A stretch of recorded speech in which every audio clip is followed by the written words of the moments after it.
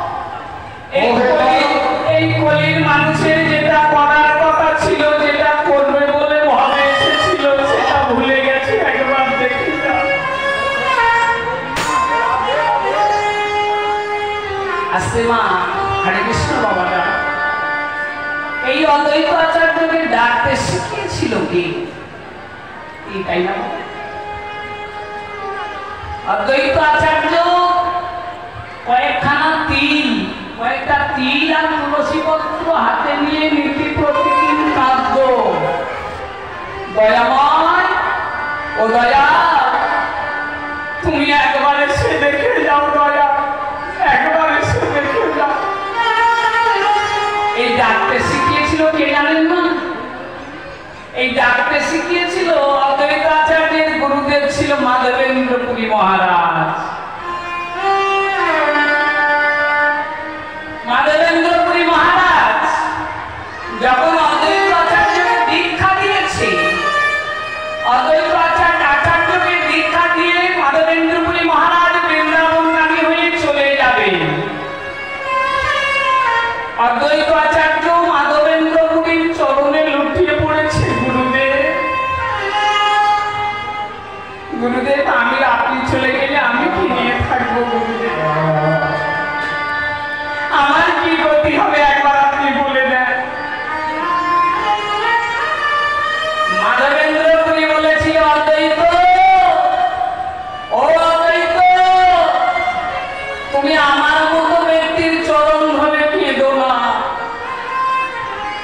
যদি কাঁদতে হয় আমার গৌর গোবিন্দের চরণ ধরে কাঁদো দেখবে একদিন তোমার ঠিক ঠিক কৃপা হয়ে যাবে অদ্বৈত আচার্য বলেছিল গুরুদেব আমার মতো অধমের ডাকে কি ভগবান সাড়া দেবে আমার মতো কাঙালের ডাকে কি ভগবান আসবে মাধবেন্দ্র পুরী মহারাজ একটা ছোট্ট ঘটনা বলেছিল জানো মা সনাতই তো ভগবান কোনো বিচার করে না গো ভগবান বিচার করে কার ভিতরে ভক্তি আছে সেই ভক্তি রসটুকু আস্বাদন করার জন্য তার ঘরে চলে যায়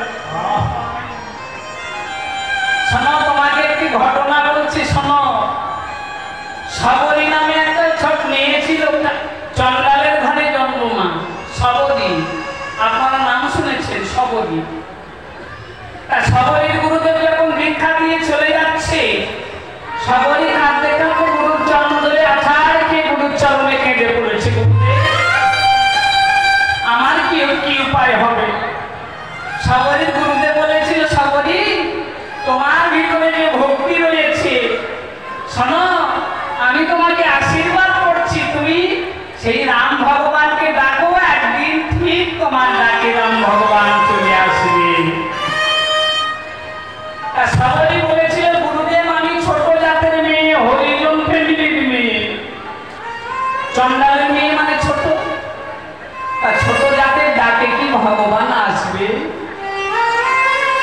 সবরীর গুরুদেব বলেছিল সবরী ভগবান কোনো ছোট বড় বিচার করে না ভগবান বিচার করে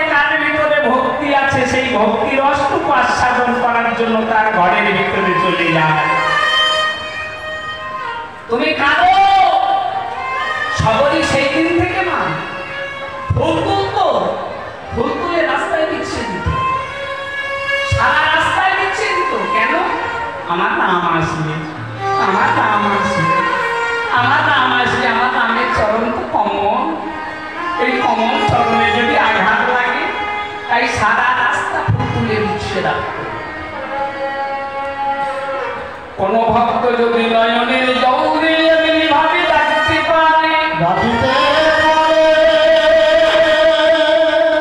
কোন ভক্ত যদি নয়নের জল দিয়ে ডাকে, ভগবান না এসে কি থাকতে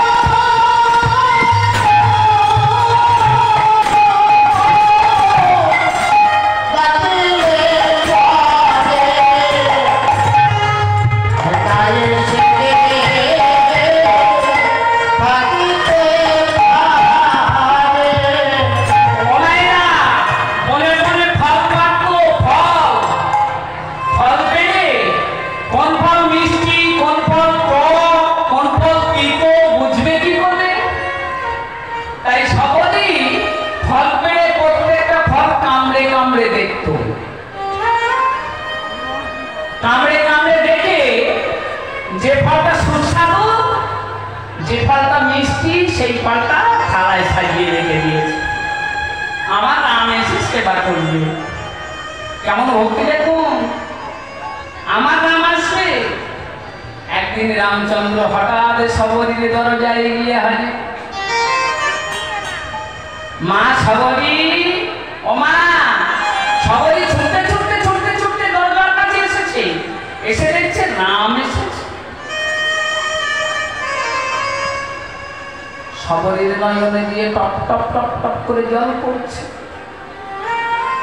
ওই বাইরের জলে চরণ ধোয়ালো না, রামচন্দ্রের চরণখানা বাইরের জলে ধোয়ালো না, শবরীর নয়নে জলে ধোয়াইয়ে দিল।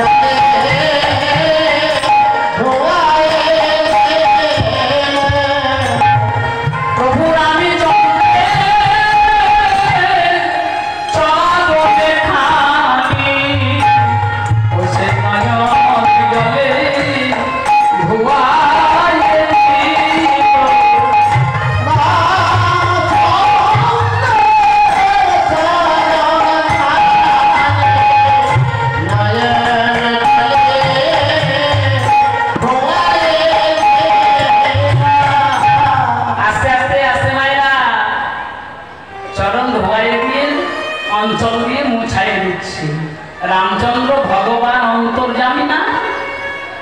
অন্তর্যামী ভগবান জানে কি ভগবান সবার দেহে আছে না? আছে তো আছে। অন্তর্যামী ভগবান জানে আমার খাবার রেডি। ওমা মারে আমার বড় ক্ষুধা পেয়েছে, আমাকে কিছু খাওয়াবে। সবাই ছুটতে ছুটতে সেই এত ফলের থালাটা এনে রামচন্দ্রের সম্মুখে ধরেছে। দয়াময়, আমি কাঙালিনী, আর কি দেবো বলো, একবার সেবা করো দয়াময়। রামচন্দ্র পরমানন্দে আস্বাদন করছে। এত বড় ফল পরমানন্দে আস্বাদন করছে। পাশে ছিল লক্ষ্মণ, তাড়াতাড়ি করে হাতটা ধরে ফেলেছে। দাদা তুমি খেও না, ও ছোট জাতের এত বড় ফল, ওই এত বড় ফল ছোট জাতের ফল, ওই ফল তুমি খেও না। নিয়ে দৌড় করে ছুটে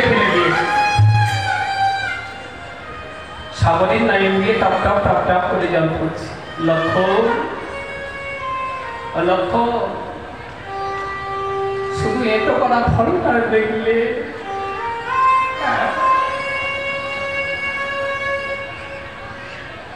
ছোট জাতের এটো করা ফলটা তুমি দেখলে, এর ভিতরে যে কত ভক্তি মেশানো ছিল তুমি সেটা দেখলে না। শোনো লক্ষণ, শোনো, ফল ফেলে দিয়ে আমার যত বড় না আশা থেকে এখানে দিয়েছো, যত যন্ত্রণা দিয়েছো এর ভিতরে, এই যন্ত্রণা তুমি একদিন পাবে। কোনদিন? যেদিন রাবণের পুত্র মেঘনাদ তোমার শক্তিশালী বাণ মারবে, ওই শক্তিশালী বাণে তুমি প্রাণ হারাবে। হনুমানে ছুটে গিয়ে ওই আর ওই আমার একটু ফল, ওই ফল গিয়ে পড়বে গন্ধমাদন পর্বতে, আর ওই ফল থেকে তৈরি হবে বিশল্য কদমী বৃক্ষ। তুমি যখন ছটফট করবে যন্ত্রণায়, হনুমান ছুটে গিয়ে ওই গন্ধমাদনে পর্বতে তুলে এনে ওই ছোট জাতের এত করা ফল, ওই যে গাছ বিশালকরণী বৃক্ষ, ওই গাছে যখন বেটে বেটে তোমার বদনে দেবে, তখন তুমি বুঝবে ছোট জাতের এত করা ফলের মহিমা। সেই অদ্বৈত আচার্য মাধবেন্দ্র পুরী বলেছিল, অদ্বৈত, ও অদ্বৈত শোনো, সবরই ছোট জাতের মেয়ে, সে যদি কেঁদে কেঁদে রামকে আনতে পারে, তুমি কেন পারবে না? সেই অদ্বৈত আচার্যের আরাধনায় মহাপ্রভু আমার শ্রীধামে